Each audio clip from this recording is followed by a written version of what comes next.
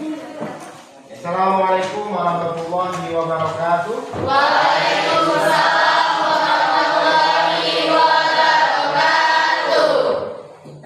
Anak-anak sekalian, pada pertemuan kali ini marilah kita buka dengan memohon kepada Allah Subhanahu wa taala dengan membaca basmalah. Bismillahirrahmanirrahim. Oke, pada pertemuan kali ini kita akan membahas materi tentang perencanaan usaha bidang konversi energi. Jadi setiap usaha yang akan kita lakukan maka diperlukan perencanaan. Pada kali ini perencanaan usaha bidang konversi energi. Perlu kita ketahui bersama bahwa dalam konversi energi ada beberapa bidang yang akan kita pahami.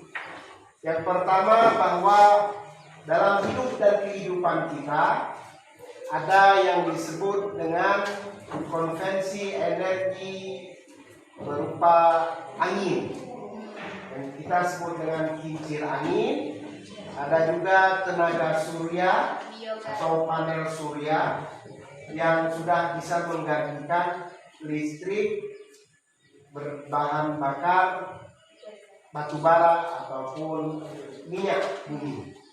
Dan yang ketiga, ada juga konversi energi yang berbahan air, yang bisa kita lihat pembangunan waduk atau dam untuk mengumpulkan air dan sehingga dibuat menjadi energi. Dan yang terakhir yaitu biogas. Biogas berasal dari kotoran hewan. Kotoran hewan ini adalah sapi.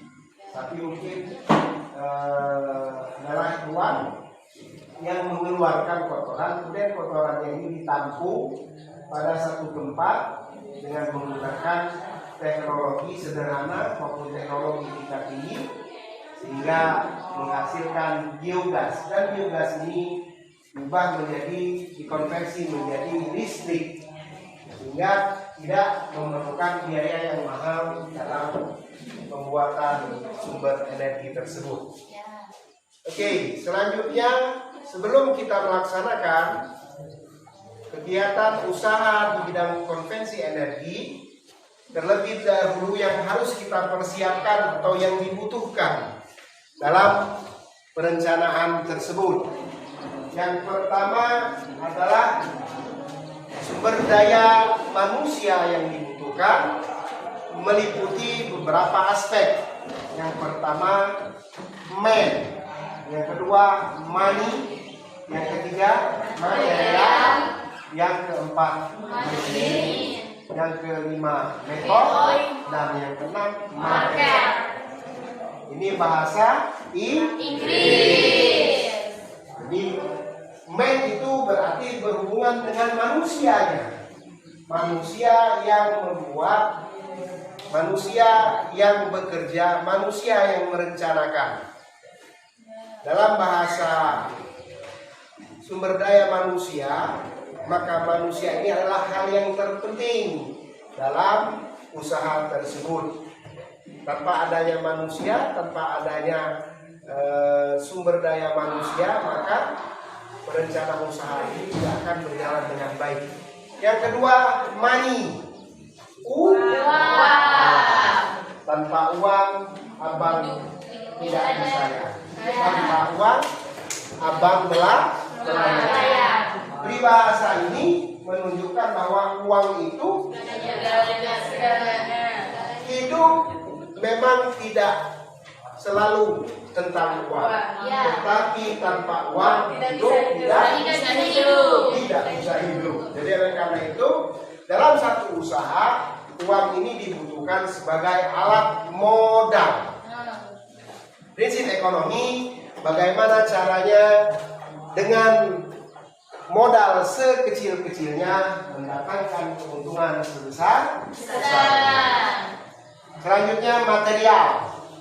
Material ini bahan baku yang kita butuhkan. Kalau berurusan dengan usaha bidang konvensi energi, maka alat-alat yang kita butuhkan bukan sekedar alat-alat biasa, tetapi alat-alat yang berhubungan dengan teknik atau permesinan. Yang keempat, mesin. Mesin ini jelas ya.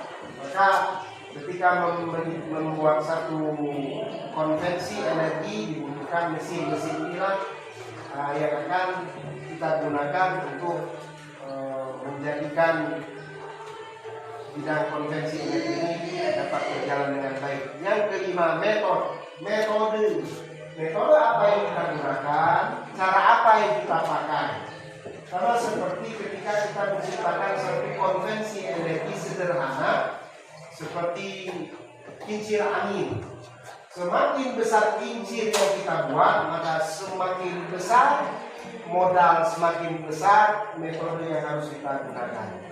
Yang terakhir, market. Pasar. Mau dijual kemana produk ini? Ketika panel surya pada zaman dahulu adalah satu alat yang sangat mahal, maka saat ini tenaga surya ini menjadi alternatif. Maka sekarang kalian bisa lihat, baik itu di pasar atau di toko-toko ataupun di keranjang kuning ya, atau di online, betapa banyak penjualan panel surya yang sangat sederhana yang bisa kita beli, yang bisa kita pergunakan dalam kehidupan sehari-hari. Yang paling banyak biasanya konversi energi dari panel surya ini bisa berupa lampu penerangan atau juga yang terbaru ini alat-alat elektronik yang berbahan dasar atau menggunakan energi tenaga surya. Itu untuk pemasaran. Maka kita harus melihat pemasaran, pasar mana yang akan kita kejar, pasar mana yang akan kita gapai. Itu untuk perencanaan usaha bidang energi dari sumber daya manusia yang dibutuhkan. Selanjutnya, perencanaan administrasi usaha. Perencanaan administrasi usaha ini meliputi jenis dan kualitas produk. Yang kedua, standar produksi. Dan yang ketiga, administrasi. Penting untuk mengetahui jenis dan kualitas produk.